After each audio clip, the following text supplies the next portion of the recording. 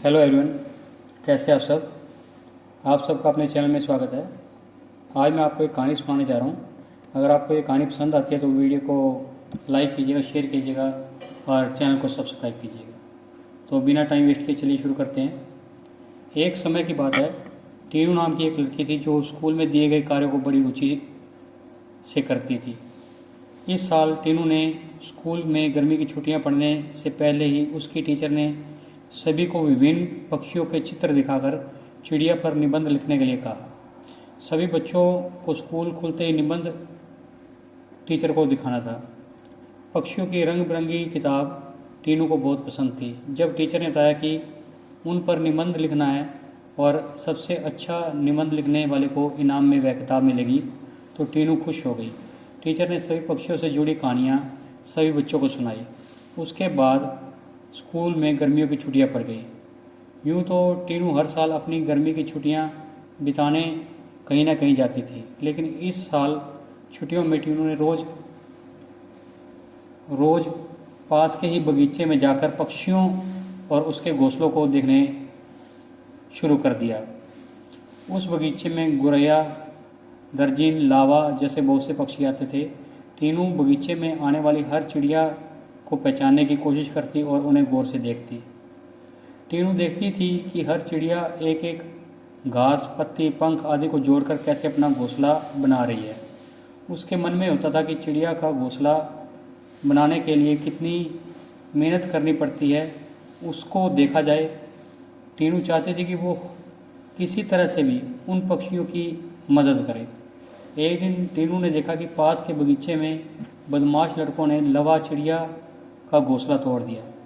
टीनू को यह देखकर बहुत दुख हुआ। उसने सोचा कि क्यों न मैं इनके लिए खुद एक दो घोंसले बना दूं, शायद इससे इनका भला हो जाए और ये इसका इस्तेमाल भी कर लेंगी।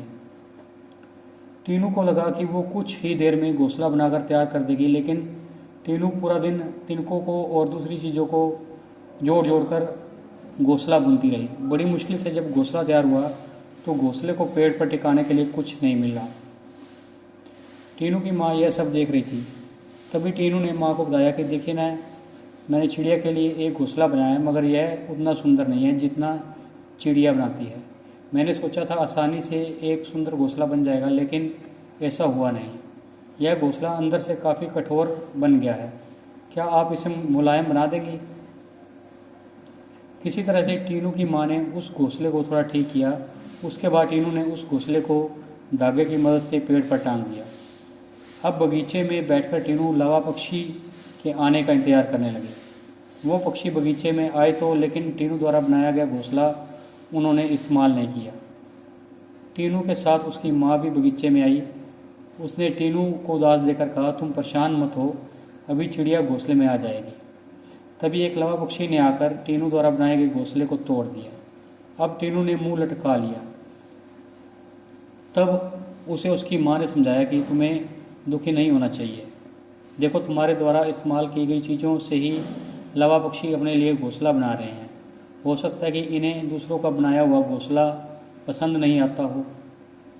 दुखी मन से टीनू ने कहा, माँ, मैं अपने स्कूल के निबंध में यह सब कुछ लिखूंगी। कुछ देर बाद टीनू ने कहा, माँ, आपने देखा कि लावा पक्षी अपना घर झाड़ियों में बना रहे हैं? जवाब में टीनू की माँ बोली, हाँ बेटा, मैंने सुना था कि लावा पक्षी अपना घोंसला किसी के घर के रोशनदान या पेड़ पर ही बनाते हैं। आज यह नई बात पता चल गई है। कुछ और दिनों बाद टीनू ने लावा पक्षियों के बारे में एक और बात जानी कि वो सीधे उड़कर अपने घोंसले में कभी नहीं जाती। घोंसले से कुछ दूर ठहरकर इधर उधर कूदते हुए वो अपने घोंसले तक पहुंचते हैं, ताकि किसी को उनके घोंसले का पता न चल सके। थोड़े ही दिनों में स्कूल की गर्मी की छुट्टियां ख़त्म हो गई। टीनू ने स्कूल जाकर लावा पक्षी के बारे में लिखा निबंध टीचर को दिखाया और प्रतियोगिता जीत ली। इनाम में मनपसंद चिड़ियों वाली किताब मिलने पर टीनू बहुत खुश हुई।